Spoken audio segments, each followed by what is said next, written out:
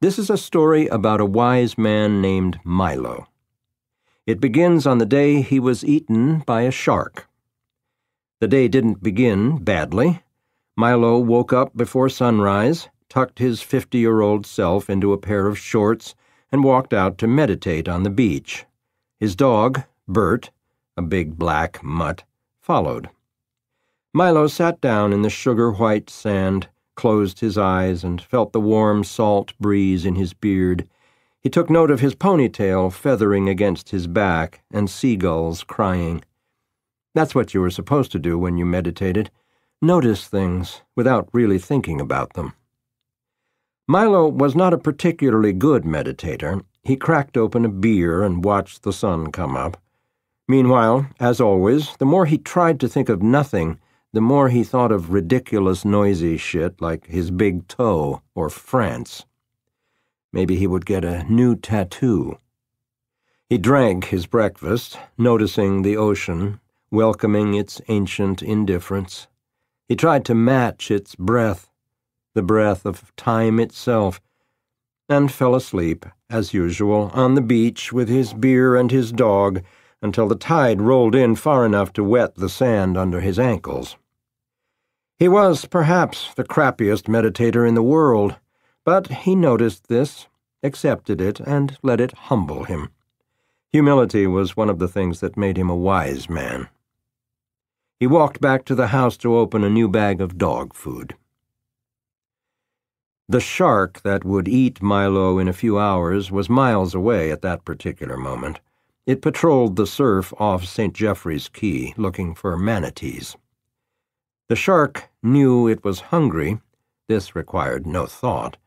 The shark lived in the moment, every moment, in a perfect equanimity of sense and peace, meditating its way through the sea without even trying.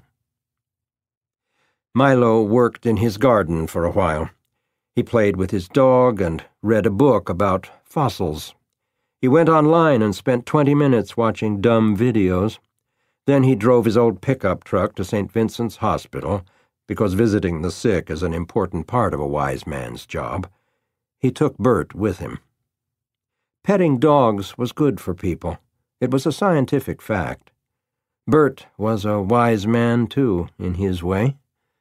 All animals are.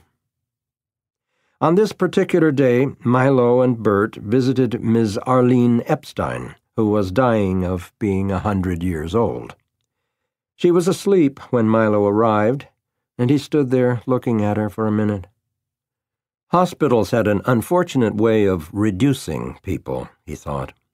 Looking at Arlene Epstein on her bed, tissue delicate, you'd never know that she had once been a legendary bartender, keeping rowdy tourists in line with a sawed-off hockey stick. Bert hopped up and rested his forepaws on the mattress. "Milo," yawned Arlene, "is it Thursday already?" "Saturday," he answered, kneeling. "I always liked Saturdays," mused Arlene. "I think I'll die on a Saturday if I can help it." "Not today, though," said Milo. "You look good." "Fantastic," she replied, sitting up and giving his beard a tug. "You can take me for a walk." Arlene was not supposed to go for walks. There was a sticker on her door that said she was a fall risk. Milo ignored the sticker and stole a walker from a closet down the hall. Arlene took one step about every 3 seconds. Milo stuck casually by her side, ready like a hair trigger to catch her. Bert walked along the wall, sniffing like crazy. Dogs love hospitals. Think of all the different smells you can never quite get rid of. When they had traveled 10 feet, Arlene asked, "Milo, do you know what happens when we die?" He was honest with her. He said, "Yes." 1 step. 2 steps. "Well?" she asked. "You come back as something else."